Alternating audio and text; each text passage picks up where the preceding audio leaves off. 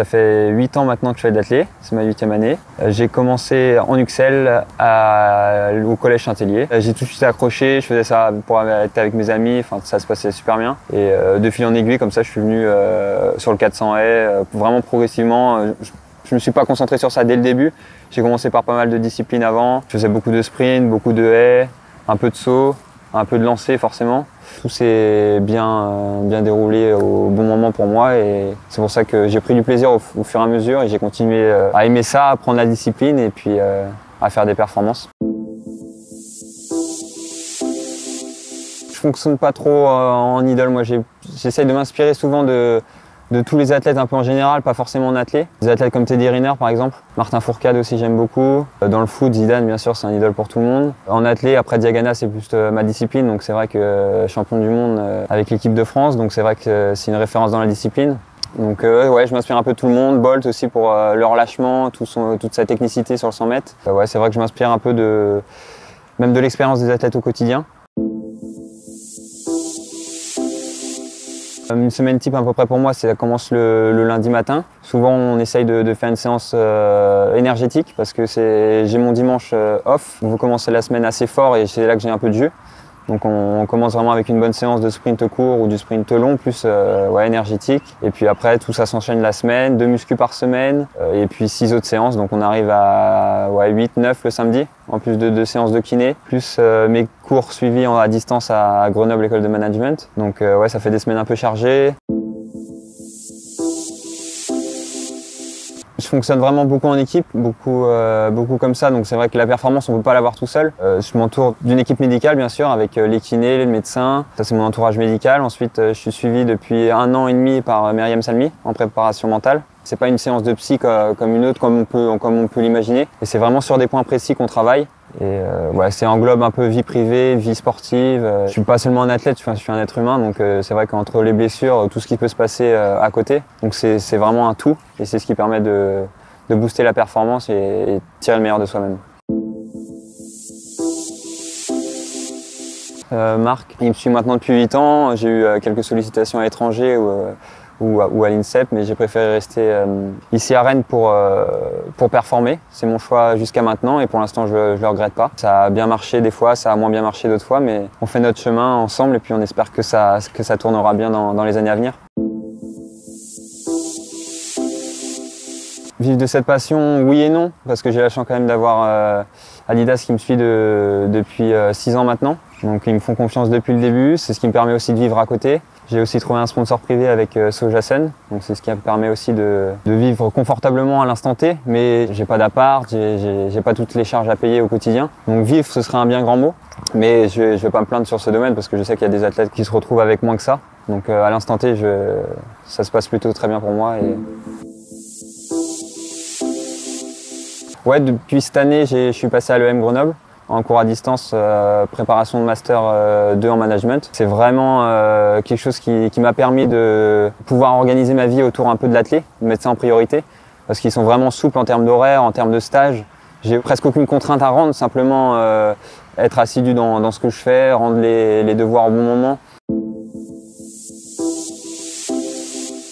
Le confinement, là, pour moi, il a vraiment été ouais, peut-être un second souffle. Je pense que j'avais peut-être besoin de ça pour me remettre à niveau physiquement. Mentalement, ça allait, mais c'est plus physiquement, j'avais vraiment quelques déficits à régler. Donc je pense que ça m'a permis aussi de souffler, de laisser mon corps un peu au repos, de faire le point et de revenir un peu à l'entraînement avec retrouver le plaisir en fait. La saison un peu compliquée à gérer, donc il n'y a pas trop de compétition pour l'instant à première vue, même sur les gros meetings à mon avis je serai pas la priorité, donc on va voir comment ça évolue en termes de meetings. Je ne sais pas trop comment on va s'organiser, j'espère pouvoir faire peut-être 2 ou 3 meetings pour retrouver un peu le plaisir aussi en compétition, parce que je pense que c'est par là que ça va revenir, et pour préparer aussi l'année prochaine. Je pense que c'est important de se remettre dans les starts. Donc il va falloir trouver la meilleure stratégie possible pour aborder la saison prochaine, tout en ayant l'opportunité de faire quand même 2 belles compètes en salle. Je ne vais pas pouvoir faire les 2 sûrement. Et puis voilà, pourquoi pas faire aussi des meetings en avril, plus sur du 400 mètres du coup. Donc voilà, avec pour objectif quand même, la grosse objectif ça reste Tokyo. Pour moi, je suis déjà senior depuis peut-être Espoir 1, parce que c'est là que j'ai commencé au championnat d'Europe ou à sortir 49-30 en demi-finale. Donc c'est vrai que ça m'a propulsé tout de suite au championnat du monde à Londres. Et c'était ma première sélection chez Léa. Je ne suis pas du tout passé par un championnat d'Europe ou une sélection par équipe avant. Donc j'ai tout de suite été dans le grand bain. Et ça a vraiment été le point de bascule, je pense, cette performance à Bigos. C'est ce qui a lancé ma carrière. Ouais, je l'ai vécu. Le stade il était plein, même quasi pour les séries. Il y avait peut-être 40-50 000 personnes le matin à suivre déjà les séries. Et puis les Anglais sont vraiment connaisseurs dans le sport. Ça a vraiment participé à rendre cette première expérience vraiment spéciale pour moi et tout de suite me lancer dans le grand bain, quoi. Bah, du coup, j'ai ramené quelques maillots. Celui-là, c'était Jeux Olympiques de la jeunesse. Donc quand je fais 3e en 51-19 et que j'ai établi le record de France cadet, ça a été, pour moi, c'est un maillot qui m'a marqué parce que ça a été une des premières grosses sélections pour moi. C'est ce qui m'a permis de me lancer un peu chez les jeunes et puis d'être un peu reconnu dans ma discipline. Ça reste un souvenir incroyable pour moi et voilà. Donc voilà mon maillot Eskilstuna 2015 quand je gagne les championnats d'Europe. Donc celui-là, il a vraiment une saveur particulière parce que ça a été une des courses un des championnats les plus durs pour moi. J'avais un tendon presque en moins, je savais pas si j'allais courir. Et en fin de compte, c'était pas le tendon d'Achille qui était atteint, c'était le tendon plantaire qui avait pété. Donc j'ai couru avec ça, on m'a strappé et puis au fur et à mesure des courses, ça allait de mieux en mieux. Et c'est pour ça que pour moi, ça reste un des souvenirs les plus marquants parce que c'est ce qui m'a permis aussi de travailler sur un autre aspect et puis de croire en soi même quand le corps il est pas au mieux. Et voilà la combi Londres 2017, combi de mes premiers championnats du monde en première sélection A. Ça reste un souvenir marquant pour moi parce que ça a été la première sélection chez Léa, le premier championnat du monde, demi-finale. Vraiment un souvenir qui restera gravé et puis j'espère en vivre d'autres parce que il y a Eugene qui arrive aussi après les Jeux et je pense que ça sera une belle compète aussi. J'ai ramené quelques médailles aussi qui pour moi sont importantes. Bah, elles sont toutes importantes mais les plus belles on va dire. Celle-là je sais pas si c'est la plus belle mais c'est peut-être celle où tout commence on va dire. Et j'étais pas super performant, j'allais pas au championnat de France en me disant je vais ramener une médaille quoi. Donc ça a vraiment été en minime 2 où je fais un 200 haies en 25-20 et je gagne une de mes premières médailles en championnat de France en XL. La première médaille internationale a été celle-là. Moi j'en ai ramené qu'une mais j'en ai gagné 2 en réalité. Ça a été ma première médaille internationale lors des Vosges à Utrecht aux Pays-Bas. Donc c'était le Festival olympique de la jeunesse européenne. Et je gagne le 400 haies, je fais 52 et quelques. La petite histoire, c'est que j'ai la même en 4x100. Je pense que ça restera une des seules parce que, à mon avis, ça m'étonnerait que je fasse un 4x100 chez les seniors. Les deux, j'en ai ramené 2 la même année qui vont un peu ensemble parce que c'était pas du tout prévu, on va dire. En début d'année, j'avais pas mis ça comme objectif et puis je connaissais à peine les Jeux Olympiques de la jeunesse. Donc c'est vrai qu'on n'avait pas du tout mis ça en priorité cette année-là. C'était en 2014. L'histoire, fallait passer par un championnat d'Europe, enfin des trials organisés à Bakou. Et sur 400 en Europe, il n'y avait qu'une place donc pour y aller. Donc c'est ce qui relevait le challenge encore plus dur à relever pour être aux Jeux Olympiques de la jeunesse. Donc super expérience, belle compète aussi.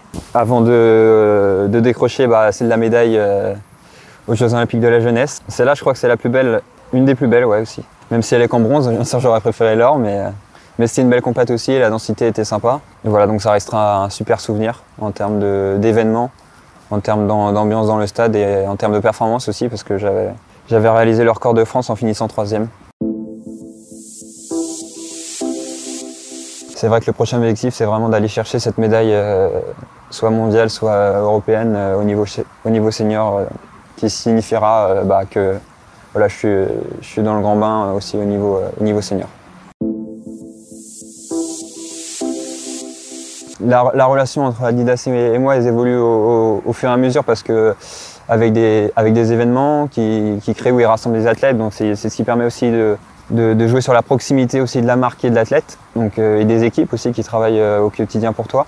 Ils m'ont tout de suite fait confiance dès le début et bien avant que je fasse des performances. Et quand t'es gosse, tu reçois ça d'un mail d'une grande marque comme ça et t'as des vêtements qui te sont donnés. Donc c'est vrai que ça a été tout de suite un grand plaisir de pouvoir avoir ça, et puis c'est un gros kiff quoi, d'avoir toutes ces affaires qui arrivent chez toi. C'est un peu Noël. Je me souviens de la première fois où j'ai reçu toutes mes affaires. Pour moi, j'étais comme un gosse devant mes cadeaux, parce que c'est une marque aussi qui est engagée au niveau de la diversité, au niveau environnement. Et pour moi, c'est aussi des valeurs qui sont importantes pour moi, et c'est pour ça que je pense que, et j'espère qu'elle va continuer encore longtemps. L'utilisation de mes pointes, moi, j'essaye de pas trop les changer trop souvent, trop régulièrement, parce que j'aime bien m'habituer à la chaussure avant d'aller en compétition. Donc je suis pas du genre à changer comme ça du jour au lendemain de pointe, même si c'est le même modèle. J'aime bien les faire un peu à l'entraînement, sur quelques séances avant, même quelques semaines avant, pour les utiliser en compète. Donc je suis pas du genre à changer tous les mois de pointe ou choses comme ça. J'aime bien qu'elles durent un peu dans le temps, quoi. Les pointes, depuis que j'ai testé les Prime SP, c'est les nouvelles, mais je n'ai pas décroché des Prime SP depuis 6 ans. Je prends tout le temps les mêmes, et quand je commande, ils savent très bien qu'ils doivent m'envoyer les 3 mêmes à chaque fois. Juste des fois, je demande peut-être une paire au cas où Marc me demande de faire un petit 800 en début de saison. Donc ça, c'est pas pour le plaisir, hein, parce que le 800 il pique un peu, mais même pour changer en séance, j'aime bien souvent, parce que celles-là elles sont assez rigides, et du coup ça me permet de changer aussi en séance, d'avoir quelque chose de plus souple et avec un peu plus d'amorti derrière. Les nouvelles Adios, non, pas du tout, j'ai pas eu le temps de les essayer. D'ailleurs, j'ai hâte, j'espère que je vais bientôt les recevoir. Mais à mon avis, c'est une paire vraiment qui est vraiment top pour les athlètes qui recherchent la performance même à l'entraînement. Même dans les séances de long, je pense que ça va vraiment être un plus dans les séances. On va voir quand on va la tester, mais en termes de légèreté, en termes de technicité, je pense que c'est le modèle qui va le plus se rapprocher de la piste et des sens techniques. Sur l'arrivée des dernières technologies, c'est bien de se réinventer, je trouve. Après, je pense qu'il y aura vraiment des limites qu'il faudra, je pense, placer en termes d'innovation de produits, parce qu'on va être un peu dans la même problématique que les combinaisons en natation, qui vont faire que ceux qui n'auront pas accès à ce produit-là, ils feront peut-être un peu moins de performance, que ce soit à l'entraînement ou en compétition, ceux qui n'ont pas forcément les moyens de s'offrir des paires de chaussures à ce prix-là. Nous, on a la chance d'avoir un sponsor, mais tout le monde ne l'a pas. Donc ça peut créer des disparités. Ah bah, vous allez être déçus sur ce truc-là, parce que moi, j'en ai pas du tout. Je suis pas très superstitieux sur les petits produits, les petits trucs, les chaussettes ou le même caleçon pour ceux qui courent. Je suis pas trop comme ça. Peut-être sur les paires de chaussettes maintenant, je commence à m'y mettre un petit peu plus, mais sinon non, pas trop. Je suis pas objet fétiche, choses comme ça, parce que quand tu l'oublies après, c'est pas forcément bon, quoi. Bon bah merci à Runpack pour la journée, pour cette petite interview. J'espère que ça vous a plu, et puis à bientôt pour un nouvel épisode.